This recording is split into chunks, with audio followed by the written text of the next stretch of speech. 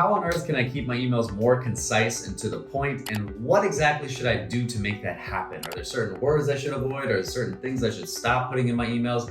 Don't worry, guys. We're going to answer all those questions right now. Welcome back to the channel, everybody. Untitled Chapter here, aka the best dressed man in tech sales. Don't forget it. And today we're going to talk about a very special topic. We're going to talk about how to keep our emails as concise as possible. And specifically, we're going to give you 3 actionable tips that you can use right after this video to keep your emails as short as possible and increase the likelihood of getting a reply. All right, guys. Actionable tip number 1 is delete and stop using words that end in ly. Okay, let me give you some examples. So you might start off an email by saying, hey, I saw that you're extremely familiar with XYZ. Why do we need the word extremely in there? We can say the same sentence, hey, saw you're familiar with XYZ, right? And it doesn't change the meaning of the sentence at all. And if you keep playing around with this, you'll find that most words that end in ly don't actually add value to the sentence, okay? Like, for example, if I was to say, are you actually listening? What's the difference with me saying, are you listening? Right? We don't need actually in there.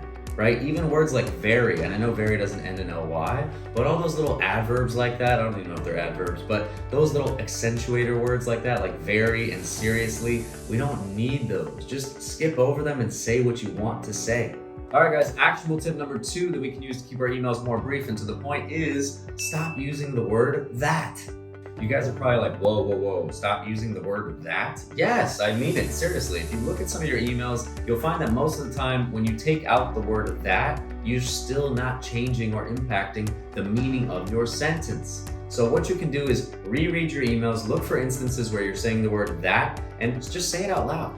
And if you remove the word that, is the sentence at all changed in terms of the meaning that you want to get across? If the answer is no, get that thing out of there, man. You don't need unnecessary words like that.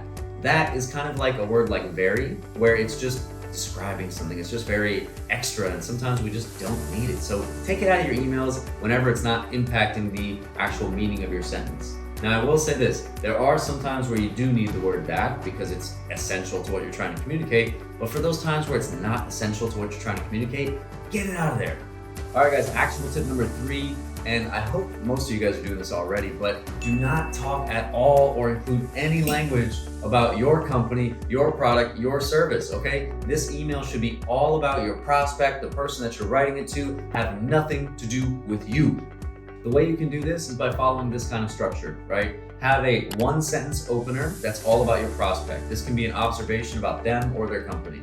Number 2, you have Number 2, you have the body of the email. This should be 3, maybe maximum 4 sentences talking about the problem that you think you can help them solve, an outcome you can help them achieve, or a consequence that they might want to avoid, all right?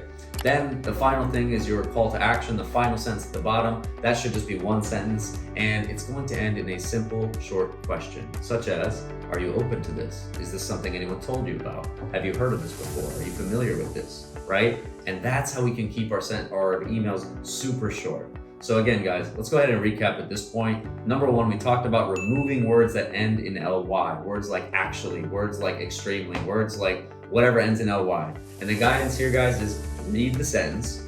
If that ly word does not add any meaning or value, or we can take it out and it doesn't impact the meaning of the sentence, get that sucker out of here. You could save about, a 1/4 inch of white space on your emails by just getting that out of here. Number 2, we talked about removing the word that, okay? It's just like the word very or even like the word just. In most cases, we don't need it. It's just not adding any value to what we're trying to say. And then number 3, we talked about not including any language about you, your product, your service, your company. That should come in the meeting once you get the meeting. But from a prospecting perspective, we don't want to mention anything about us in that first email, okay?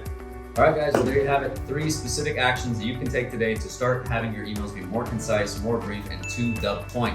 All right, with that said, I hope you got some value from this. If you did, please hit the subscribe button below. Also, if you're not doing so already, go follow me on LinkedIn. And last but not least, if you're trying to up-level your career as a sales professional, maybe you want to get promoted, maybe you just want to be a more effective seller, and you want to get some new actionable strategies that you can try in the field, go ahead and join us in the B2B Syndicate, see what we got cooking up over there. All right, guys.